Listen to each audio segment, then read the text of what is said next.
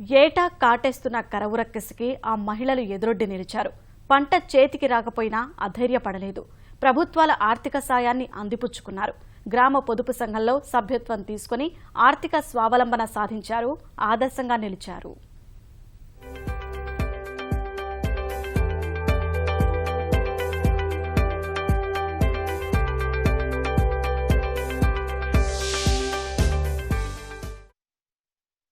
నిత్యం కరువు, నిండా అప్పుల్లో మునిగి పొట్టచేత పట్టుకుని జీవనోపాధి కోసం పట్టణాలకు పోయే వలస బ్రతుకులు.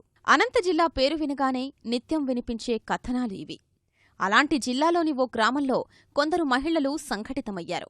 సర్కార్ సాయంతో కరువుపై యుద్ధం ప్రకటించారు. కష్టాల్ని అధిగమించే ఆలోచనల్నే అద్భుతంగా వినియోగించుకుంటూ ఆర్థికంగా నిలదొక్కున్నారు.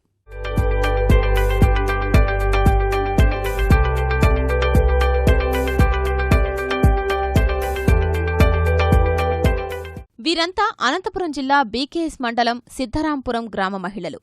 ఏటా కరువుతో ఇబ్బంది పడుతున్న వీరంతా పొదుపు మహిళా సంఘంగా ఏర్పడ్డారు. డిఆర్డీఏ, వెలుగు అధికారుల సహకారంతో 18 ఏళ్ల క్రితం 13 మంది సంకల్పంతో ముందుకు సాగారు. ఒకరికోసం అందరం, అందరికోసం ఒకరం అన్నట్లుగా పరస్పర సహాయ సహకారాలతో ఆర్థికంగా బలోపేతమయ్యారు. పొదుపు సంఘం ద్వారా బ్యాంకు నుంచి ఏకంగా 106 సార్లు రుణాలు పొందారు. పశుపోషణ, పాల విక్రయాలు, వాహనాల కొనుగోలు చేసి జీవనోపాధి కల్పించుకున్నారు. తమ భర్త, కుమారులకు ఆటోలు కొనుగోలు చేయించి వాటి ద్వారా కుటుంబ పోషణ చేసుకుంటున్నారు.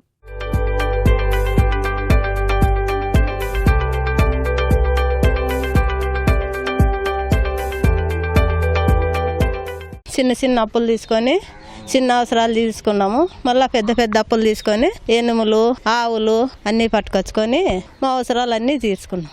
ఇంకో గిన్నెలు కొనుక్కున్నాము, తోటలో బోర్ వేయించుకున్నాము.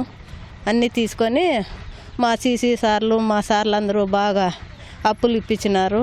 మాకన్నీ బాగా చేసినారు. 7 లక్షల వరకు తీసుకున్నాను, కట్టిన అంత. 60 సార్లు అప్పు తీసుకొని ఎనుములు ఎండిపోయినట్లల్లా అవి అమ్మేసి మళ్ళీ ఆ పాడి పశువులు మళ్ళీ పాలిచ్చేటి పట్టుకొచ్చుకొని మేము ఇట్లా చేసుకుంటున్నాం సార్.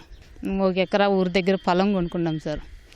10 తులాలు బంగారు తెచ్చినా సార్. కూతురికి ఇల్లు కట్టించుకున్నాము. కొడుకును చదివించుకున్నాం. ఇప్పుడు బీపీఎం చేస్తున్నాడు బెంగళూరులో. కూతుర్ని డిగ్రీ వరకు చదివించినాను. రూపాయలు పెట్టి మిషన్ తెచ్చుకొని ఊర్లో శనికట్టంతా ఆడిస్తున్నాం సార్. 25 లక్షలకు జేసీబీ కొన్నాము. 9 లక్షలు సుమో కొన్నాము. 9 లక్షలు కారు కొన్నాను. ఆట 3-4 లక్షలకు కొన్నాము. అది మిషన్ 30,000కు. అప్పుడు నేను కొన్నప్పుడు 30,000తో కొన్నాయి దొడ్డి. ఇప్పుడు 10 లక్షలు చెప్పాలి దొడ్డి. సంఘంలో మహిళలంతా పెట్టుబడుల ద్వారా వచ్చిన ఆదాయంతో తమ పిల్లల్ని ఉన్నత చదువులు చదివిస్తూ ఘనంగా వివాహాలు చేశారు. మరిన్ని పెట్టుబడులతో కొత్త వ్యాపారాలు ఎంచుకున్నారు. కొందరు వాహనాలు కొనుగోలు చేసి కొన్ని సంస్థలకు అద్దెకిచ్చారు. నేను 106 సార్లు అప్పు తీసుకున్నాను సార్. మొన్న 5 లక్షలు తీసుకొని నా కుమారునికి అది సుమో పెట్టించాను సార్. బిఎస్ఎన్ఎల్ ఆఫీస్కి నిలబాడికి పెట్టినాను సార్. డీజిల్ 12,000 అట్లా పోతుంది సార్. 31,000కి పెట్టింది సార్. మిగతాది 19,000 అట్లా ఉంది. ఎనుగొడ్లు అమ్మేసి మళ్ళీ 2 ఆటోలు పెట్టుకున్నాము.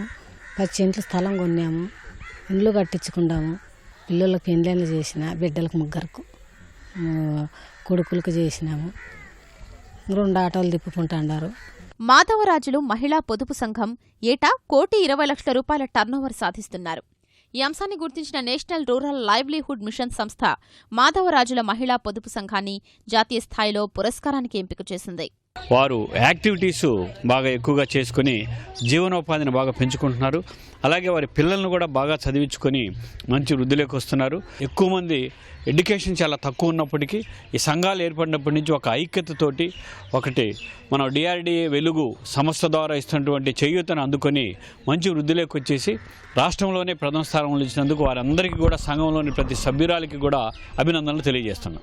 రాష్ట్ర వ్యాప్తంగా అనంతపురంతో పాటు కర్నూలు, పశ్చిమ గోదావరి జిల్లాల్లో మొత్తం 3 సంఘాలు జాతీయ స్థాయి ఎన్ఆర్ఎల్ఎం పురస్కారానికి ఎంపికయ్యాయి. ఈ శుక్రవారం కేంద్ర గ్రామీణాభివృద్ధి మంత్రి చేతుల మీదుగా ఈ 3 మహిళా సంఘాల ప్రతినిధులు పురస్కారాన్ని అందుకోనున్నారు.